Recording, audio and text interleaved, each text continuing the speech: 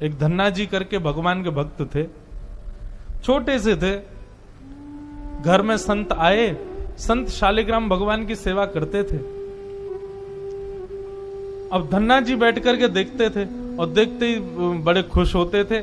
कभी दही से स्नान, दूध से स्नान, पंचामृत से स्नान, जल से स्नान, फिर इत्र आदि लगा के, तिलक लगा के उनकी आरती पूजा, तुलसी अर्पण, ये सब देख करके धन्ना जी को बड़ा आनंद आता था। अब भले ही खेल के रूप में सही, धन्ना जी को बड़ा मन लगता था उसमें।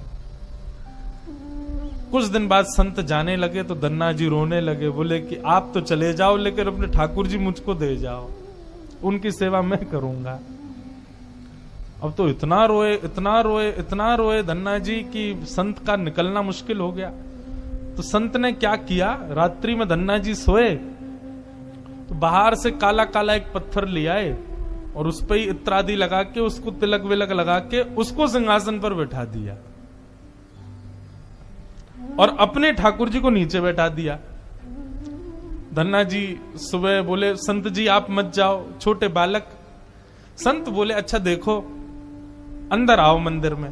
मंदिर में गए तो बोले, देखो वो तो सिंहासन पर ठाकुर जी बैठे और नीचे हमारे ठाकुर जी बैठे, बताओ तुमको कौन से चाहिए। धन्ना जी बोले, मैं तो सिंहासन वाले लूंगा, बड़े वाले ठाकुर जी मेरे। बोले ठीक है, तो उनकी सेवा करो, अब हमको जाने दो। अपने शालिग्राम जी को लेकर के संत चले गए। अब धन्ना जी उस पत्थर की सेवा करते हैं, असली शालिग्राम तो संत अपने संग ले गए, लेकिन धन्ना जी इतने भाव से सेवा करते थे। महाराज लाल तिलक लगाने के लिए मां ने रोली नहीं दिलाई तो ईंट ले आए, ईंट को घिस करके उसी से लाल लाल रोली बना दी, वही लगाते। भोग धराने के लिए फल तोड़ लाते। मतलब सेवा की व्यवस्था नहीं होती थी तो धन्ना जी कैसे ना कैसे करके करते थे। छोटे से बालक हैं, खेल खेल में सेवा करते थे। बीच में संत किसी और के घर में आए तो धन्ना जी वहां जाके अपनी सब सेवा बताते, मैं ऐसे ऐसे करता हूं। संत बोले, भोग नहीं लगाते अपने ठाकुर जी का।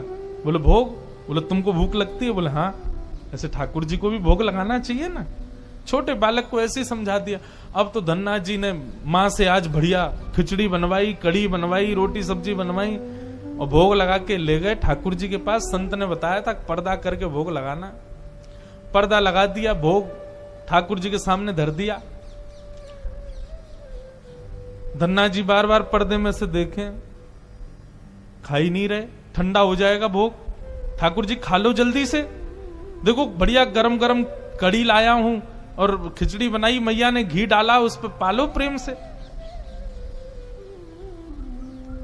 बहुत देर हो गई, ठाकुर जी नहीं पाए तो धन्ना जी वहीं लेट गए। बोले आप नहीं पाओगे तो मैं भी नहीं पाऊंगा, मैं भी भूखा ही रहूंगा फिर।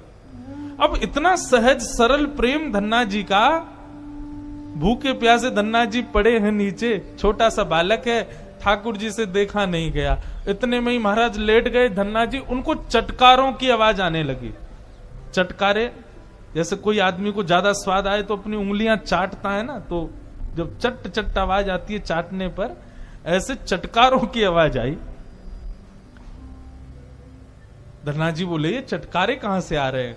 जैसे ही पीछे देखा पर्दा खोल करके तो नन्हे से बाल गोपाल प्रकट हो गए हैं और धन्ना जी के सुंदर प्रसाद को स्वीकार कर रहे, पा रहे हैं।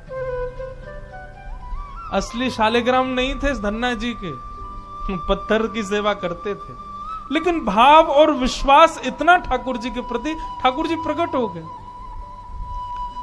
अब धन्ना जी थोड़े बड़े हो गए तो घर की गैयाएं चराने जाते थे और अपने ठाकुर जी को जेब में धर के ले जाते थे। और गैया जब चरती थी तो पेड़ के नीचे बैठ के ठाकुर जी को निकाल लेते और कहते, ठाकुर जी अब कोई ना आए, प्रकट है जाओ। सो ठाकुर जी प्रकट हो जाते, धन्ना जी के साथ खूब लीला करते। एक दिन ठाकुर जी ने धन्ना जी से कहा, आज गाय चराने नहीं जाओगे। बोले आज हमारी बुआ जी आई हैं, घर में बहुत सारे मेहमान आए, आज हम नहीं जाएंगे। तो ठाकुर जी बोले, एक काम कर, गैयान को गांव से बाहर ले जा और मोकू भी बाहर पधराया, तेरी जगह आज गैया मैं चराया आऊंगा। तो यही होने लगा। अब थोड़ी दूर तक धन्ना जी जाते, उसके बाद ठाकुर जी को बाहर निकालते और ठाकुर जी प्रकट हो जाते, गैया चराने ठाकुर जी जाते।